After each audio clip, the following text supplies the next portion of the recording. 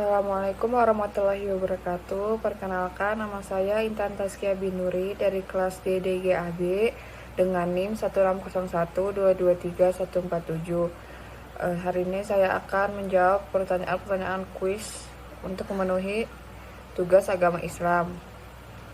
Yang pertama, saya akan menjawab pertanyaan wajib yang berasal dari nomor 3, yaitu surat Al-A'raf ayat 172 serta Ar-Rum ayat 30 serta relasinya dengan fitrah. Yang pertama, saya akan membacakan surat Al-A'raf terlebih dahulu. Bismillahirrahmanirrahim. Wa iza akhadha rabbuka min bani adama min zuhurihim dzurriyyatahum wa ashhadahum ala anfusihim alastu bi rabbikum qalu bala syahidan ana taqulu yaumul qiyamati inna kunna an hadza ghafilin. Yang artinya, dan ingatlah ketika Tuhanmu mengeluarkan keturunan anak-anak Adam dari sulbi mereka dan Allah mengambil kesaksian terhadap jiwa mereka. Bukankah aku ini Tuhanmu? Mereka menjawab, betul engkau Tuhan kami. Kami menjadi saksi. Kami lakukan yang demikian itu agar di hari kiamat kamu tidak mengatakan, sesungguhnya kami Bani Adam adalah orang-orang yang lengah terhadap ini. Yang dimaksud adalah keesahan Tuhan. Lalu yang kedua, saya akan membacakan surat Ar-Rum ayat 30. Bismillahirrahmanirrahim. Fa'akim wajhaka lid-dini hanifa fitratallahi allati fazaharan nasa 'alaiha la tabdila khalqillahi zalikat dinul qayyim walakinna aktsaran nasi la ya'lamun. Yang berarti, maka hadapkanlah wajahmu dengan lurus kepada agama Islam sesuai fitrah. Allah yang telah menciptakan manusia menurut fitrah itu, tidak ada perubahan pada ciptaan Allah. Itulah agama yang lurus, tetapi kebanyakan manusia tidak mengetahuinya. Relasi dari ayat-ayat tersebut dengan fitrah adalah berdasarkan ayat. Kalau menurut berdasarkan ayat Al-A'raf, ayat ini itu kan berisikan peristiwa di mana Allah mengeluarkan keturunan anak-anak Adam dari sulbi mereka dan mengambil kesaksian terhadap jiwa mereka. Allah berfirman, bukankah aku ini Tuhanmu? Mereka menjawab, betul engkau Tuhan kami menjadi saksi. Relasi dengan fitrahnya adalah peristiwa ini terjadi ketika roh manusia berada di dalam ruh, dengan roh manusia sudah mengambil kesaksian di hadapan Tuhannya bahwa mereka mengetahui sebagai Tuhannya dan bersedia tunduk kepadanya. Hal ini menunjukkan bahwa kecenderungan untuk percaya kepada Tuhan mereka fitrah manusia sejak awal mulanya. Kesaksian ini dilakukan agar di hari kiamat manusia tidak mengatakan lengah terhadap keesaan Tuhan. Kalau menurut relasinya dari surat Ar-Rum, ayat ini menegaskan bahwa Allah telah menciptakan manusia menurut fitrahnya. Fitrah di sini diartikan sebagai potensi kemampuan dasar untuk beragama Islam. Karena Islam adalah agama yang fitrah dan juga mengacu pada tendensi atau kecenderungan keimanan kepada Allah. Yang bisa disimpulkan bahwa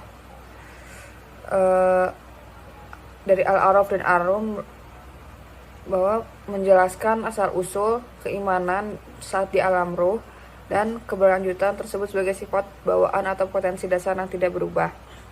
Lalu yang kedua, saya akan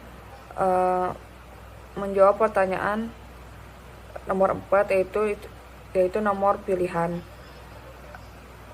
Soalnya adalah bentuk-bentuk hidayah Allah kepada manusia serta relasinya dengan ungkapan saya belum mendapatkan hidayah. Berdasarkan pertanyaan tersebut, terdapat ungkapan saya belum mendapatkan hidayah. Seringkali keliru karena menganggap hidayah hanya terbatas pada hidayah at-taufik, yaitu kemudian menjalankan ibadah.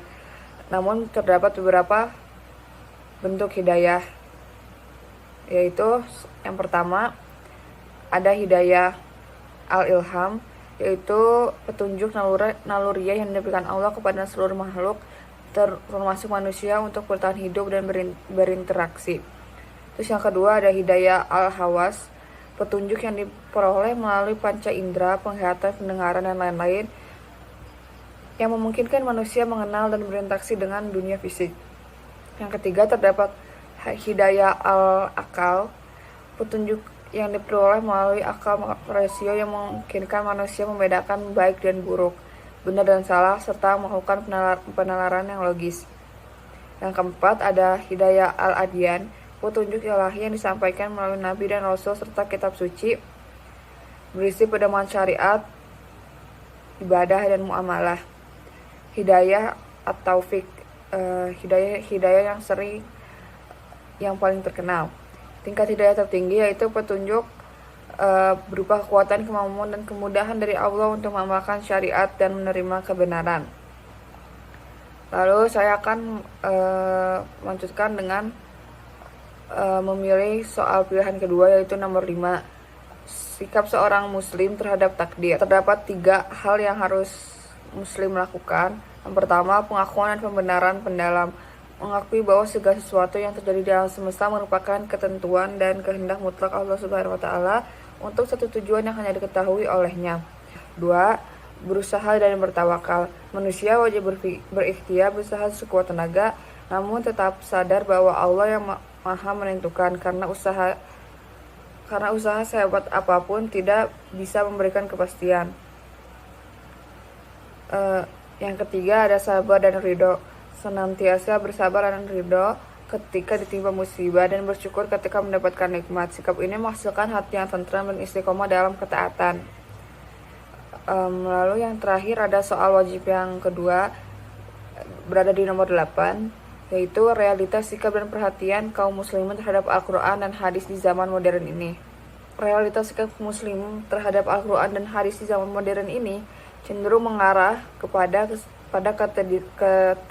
ketidakseimbangan hidup, di mana mayoritas disibukkan oleh dominasi materialisme dan gemerlap teknologi, sehingga secara tidak sadar mengabaikan atau melalaikan aspek spiritualitas yang bersumber dari kedua pedoman tersebut, yang pada akhirnya mengakibatkan hilangnya kedalaman makna filosofis dan religius dalam kehidupan mereka sehari-hari.